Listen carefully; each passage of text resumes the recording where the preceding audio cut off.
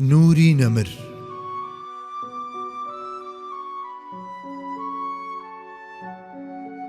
بەرجی پێنجەم، نووسینی مامۆستا محەممەد فەتحوڵڵا گولەن.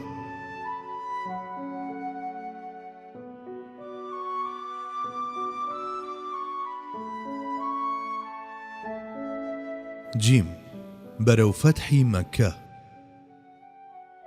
پێغەمبەری سەروەرمان صلی الله عليه وسلم خەونی ڕاستەقینەی دەبینی. خاتوو عایشەی دایکمان دەجێڕێتەوە یەکەم شت کە بوو بە دەستپێکی نیگا بۆ پێغەمبەر خەون بینینی ڕاستەقینە بوو. هەر کات خەونێکی دەدی وەک سپێدەی بەیان دەهاتە دی. ئەمەش ئەو خەونەیە کە پێغەمبەر صلی الله عليه وسلم بینی بووی. لە خەونەکەیدا چوە ناو مەسجید الحەرام، هەر بەو جۆرەی ئاەتە پیرۆزەکە وێنای کردووە و پشتڕاستی کردوەتەوە. ئەگەرچی خەونی پێغەمبەر صلی الله عليه وسلم ئاوێتە بوو بە وەحی و لێیەوە نزیک بوو، بەڵام وشەی ئەلڕوئیا دەکرێت بە واتای ئەلڕوئیا بینینیش بێت. واتە وەک چۆن خوای باڵا دەست هەندێک جار بەهەشت و دۆزەخ و لەوحل مەحفوظ و کۆمەڵێک ڕووداوی نیشان دەدا کە پاش خۆی تا بەرپابوونی قیامەت دەهاتنە مەیدان، هەر بەو جۆرەش پیشانیدا بە ئاسایش و ئاسوودەییەوە دەچێتە ناو کەعبەی پیرۆزەوە و مەراسیمی حەج و عەمرەش بەجێ دەهێنێت.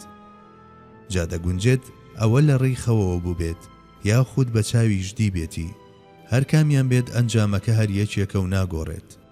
گرنگەوەیە ڕەوتی ڕووداوەکان بەو جۆرە گوزەرە کە ئەو بینی بوونی. ئەو دیمەنەیدی بووی ئاماژەی بۆ فەتحی مەککە دەکرد، ڕووداوەکانیش مسلمانانیان بەرەو فەتح دەبرد. ئەوە بوو باسمان کرد کە لە حودەیبیە ڕێککەوتنێک لە نێوان قوڕەیش و هۆزە هاوپەیمانەکانی لەلایەک و مسلمانان و هۆزە هاوپەیمانەکانی لەلایەکی تر ئەنجامدرا. بەڵام هەر کە هۆزی بیکری هاوپەیمانی قوڕەیش هێرشیان کردە سەر هۆزی خوزاعە کە هاوپەیمانی پێغەمبەر بوون و زیانیان لێدان، ڕێککەوتنەکە کەلێنی تێکەوت و بەرگەکانی ئاشتەواییەکەی هەڵوەشاندەوە. ئەبوو سوفیان زۆر چاک لە دەرەنجامە نەخوازراوەکانی ئەو هێرشە تێگەیشتە بوو، بۆیە بەپەلا بەرەو مەدینە کەوتە ڕێ تاکو دووپاتی بکاتەوە کە هێشتا پەیماننامەی ئاشتەوایی بەردەوامە. بەڵام لەو هەوڵەیدا سەر نەکەوت. دەمێک بوو تیر لە کەوان دەرچوو بوو. پێغەمبەر صلی الله عليه وسلم دەستی کرد بە خۆسازدان بۆ جەنگ، وەک نەریتی هەمیشەیی نیاز و ئامانجی خۆی بەنهێنی هێشتەوە.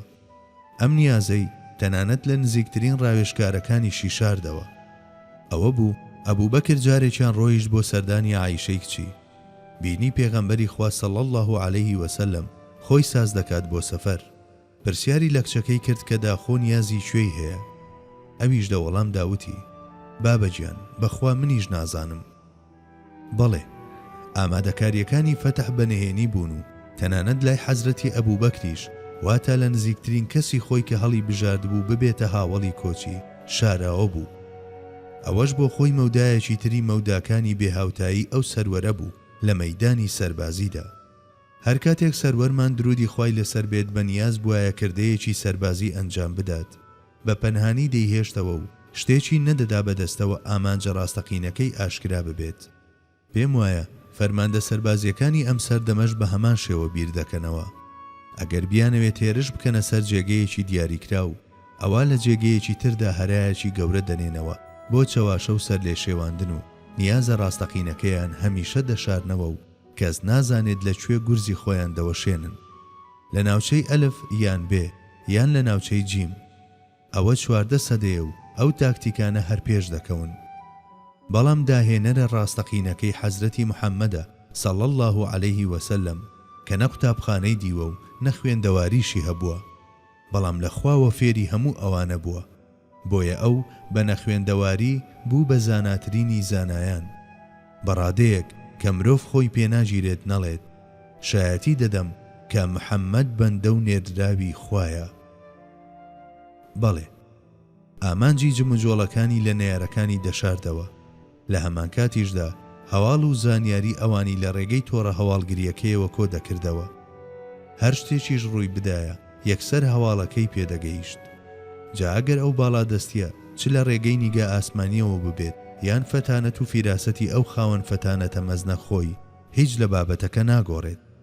گرنگ ئەوەیە وەک ناولەپی دەستی خۆی ئاگاداری ورد و درشتی بزاوتی بیابان بوو.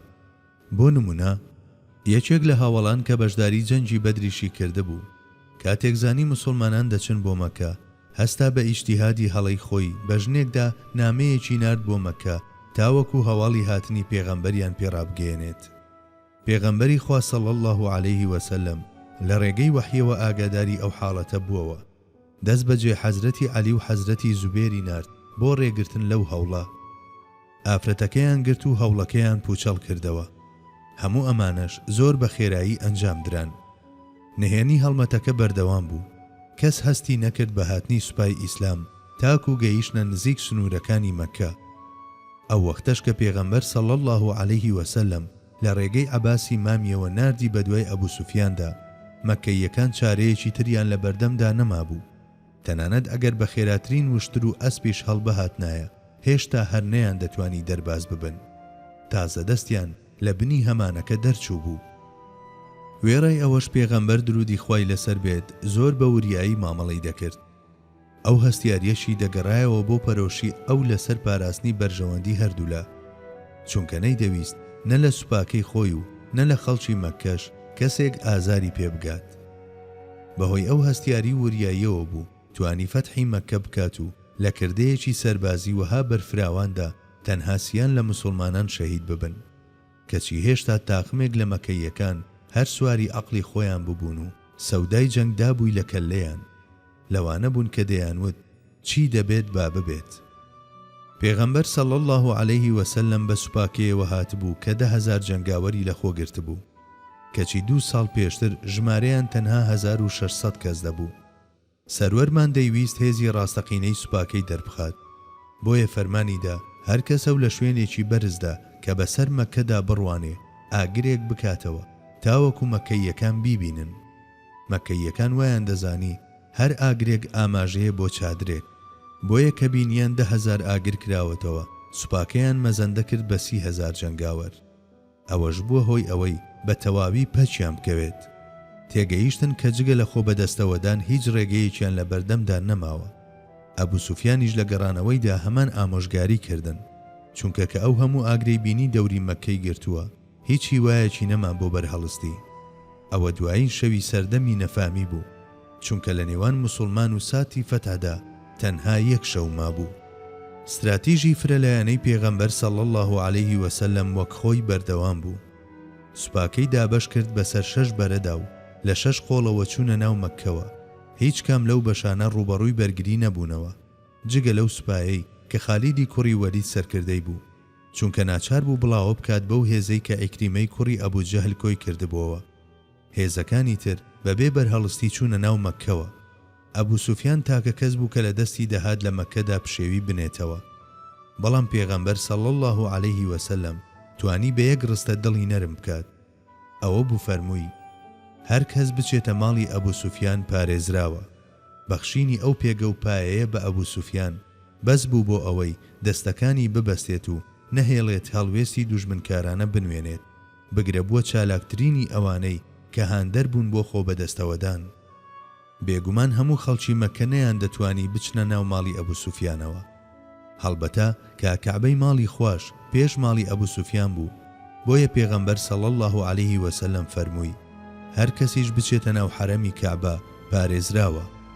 پاش ئەوە و بۆ یەکەم جار لە مێژوودا بڕیارێکی تری کچ و پڕ دەرچوو کە ئەویش قەدەغەکردنی چوونە دەرەوە و هاتوچۆ بوو. ئەم بڕیارە چ بۆ پاراستنی سەلامەتی ژیان و چ بۆ ئاسانکاری جموجۆڵی سوپا لەو پەڕی گرنگیدا بوو.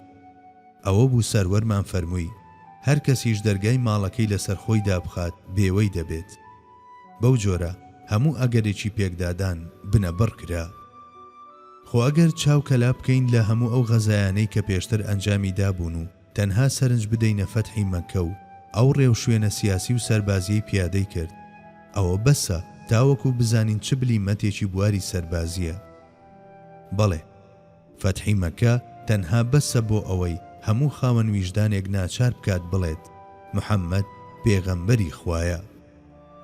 هێندە بە متمانەوە وردەکاری پلانە سەربازیەکەی جێبەجێ دەکرد، دەدوت پێشتر چەند جارێک فەتحی مەکەی کردووە، بە دڵنیاییشەوە ئەو لێبوردنە گشتی و جوامێریە بێوێنەیەی دوا بە دوای پرۆسەکە دەری کرد ئەوەندەی تر دڵی مەکەنشینانی بەرەولای خۆی ڕاکێشە دەبێت ئەوە چ ناچاریەکی شیرین بێت وا لە ڕۆژێکدا سەر تاپای شارێک موسڵمانبوونی خۆیان ڕادەگەیەنن. ئیدی ئێستاش کاتی گۆڕینی وزەی خاوەن لێهاتنە تازەکانە بۆ بزاوت و کردار. ئای خوایە ئەوە چ ئاڵ و گۆڕێکی مەزنە. ئەوانەی تا دوێنێ لە پێناو دوژمنایەتی ئەو داگیانی خۆیان دەسپارد و ئەمڕۆ لە بەرامبەر دوژمنەکانیدا ئامادەن گیانی خۆیان بەخت بکەن. هەر کەسێک پێغەمبەر درودی خوای لەسەر بێت دیدەیەکی بۆ خست بێت لە خەڵوزەوە گۆڕاوە بۆ ئەڵماس. جا چ پێویست بە چواندنی تر دەکات مەگەر هەر خۆی هەوڵەکانی نەچواندووە بە ئەستێرەکانی ئاسمان؟ بەڵێ ئەو ڕۆحانەی تا دوێنێ لە ناو زۆنگاوی نەفامیدا دەگەوزان لە تەنها ڕۆژێکدا بەرزی کردنەوە بۆ ئاسمان تاکو ببنە ئەستێرە و پرشنگ بدەنەوە و هەتا قیامەت ببنە پێشەنگ.